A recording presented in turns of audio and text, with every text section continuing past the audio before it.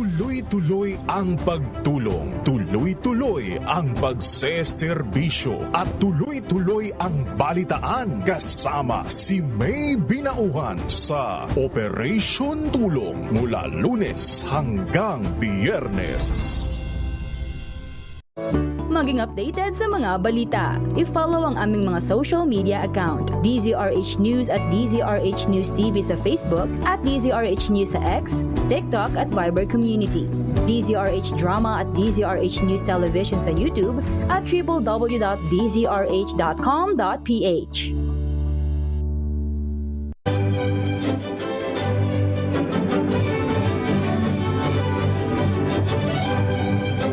Ako po si Lisa Macuja Elizalde na nag-aanyaya sa inyong samahan kami muli sa pagbabalik ng Art to Art alas 13:30 ng hapon dito sa DZRH Radio at DZRH News Television.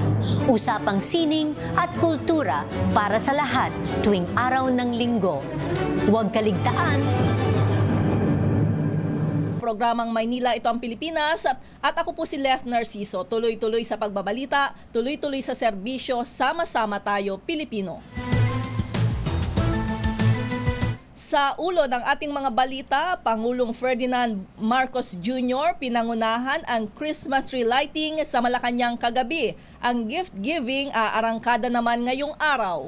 Maynila, ito ang Pilipinas! Bumabang poverty rate, pruweba daw ng epektibong programa ng gobyerno ayon sa Octa Research Group. Maynila, ito ang Pilipinas! 1 milyong individual apektado ng malakas na ulang dulot ng shear line. Maynila, ito ang Pilipinas! Ilang lugar sa Maynila, Quezon City at Valenzuela, 1 linggong mawawala ng tubig. Maynila, ito ang Pilipinas! Presyo ng produktong petrolyo kasadong tumaas sa Martes. Maynila, ito ang Pilipinas! At Miss Universe Philippines Michelle D nakauwi na mula sa prestihiyosong kompetisyon sa El Salvador. Maynila, ito ang Pilipinas! Sa detalye ng ating mga balita, pinangunahan ni Pangulong Ferdinand Marcos Jr. at First Lady Liza Araneta Marcos ang tradisyonal na pagpapailaw ng Christmas tree sa Malacanang kagabi. Sa kanyang mensahe, binigyang diin ng Pangulo na ang Pasko ay para sa pagsasama-sama ng mga pamilya, magkakaibigan, mga mahal sa buhay at lalo na para sa mga bata. Sabi ng Presidente, kilala ang Pilipinas na may pinakamahabang pagdiriwang ng Pasko na nagsisimula sa buwan pa lamang ng Setyembre. Ngayong umaga, mamimigay naman ng regalo si Pangulong Marcos sa palasyo. Ang National Gift Giving Day ng Office of the President na may temang Balik Sigla Bigay Saya ay isasagawa sa buong bansa para pasayahin ang aabot sa 17,000 bata mula sa iba't ibang shelters at orphan care centers. Maynila, ito ang Pilipinas!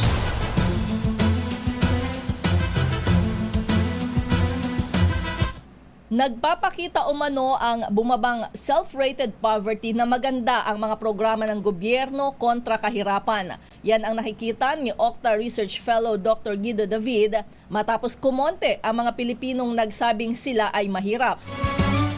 Batay sa survey ng Octa nitong ikatlong quarter ng taon, 46% ang nagsabing sila ay naghihirap mula sa dating 50%.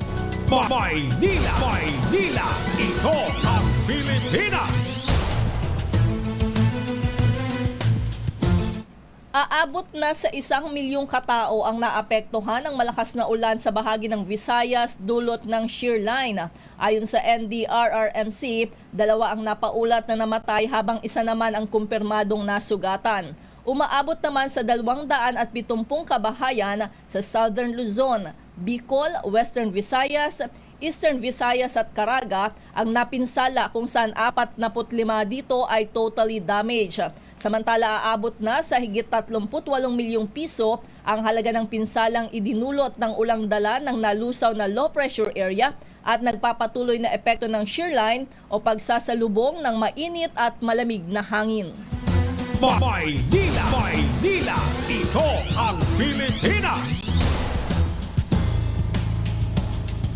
Pansamantalang mawawala ng tubig ang ilang bahagi ng Maynila, Quezon City at Valenzuela City dahil sa water service improvements. Ayon sa Maynilad, nakakasa ang maintenance activities nito buong linggo o mula November 27 hanggang December 4. Magsasagawa ng leak detection, pressure test, pressure reducing valve inspection at decommissioning ng 750 mm pipe ang Maynilad sa Maynila.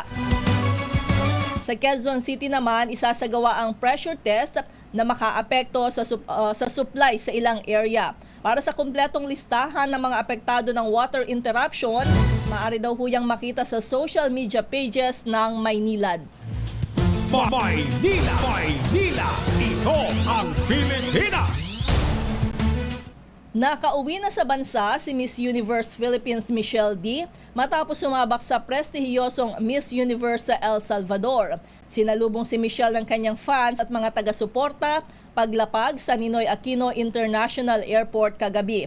Sa press conference, may pasurpresa ang beauty queen sa kanyang fans dahil sa posibilidad na may proyekto sila ng kaibigang si Miss Thailand Antonia Porcid. Sabi ni Michelle, hindi man niya naiuwi ang corona ngayong taon, nakapag-uwi naman daw siya ng magagandang alaala at mga bagong kaibigan mula sa El Salvador. Maynila, Maynila, ito ang Pilipinas.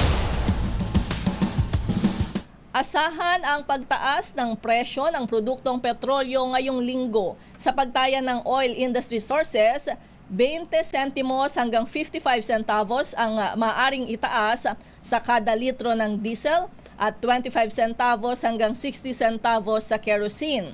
Posible namang walang paggalaw o hanggang 10 sentimo ang imamahal sa kada litro ng gasolina. Puputulin ng oil price hike ang 3 sunod na linggong rollback na nalasap ng mga motorista. Iaanunsyo daw ng mga kumpanya ng langis ang pinal na oil price adjustment bukas na ipatutupad naman sa araw ng Martes. Maynila, Maynila, ito ang Pilipinas. Pilipinas ang oras, 7:15 ng umaga. This time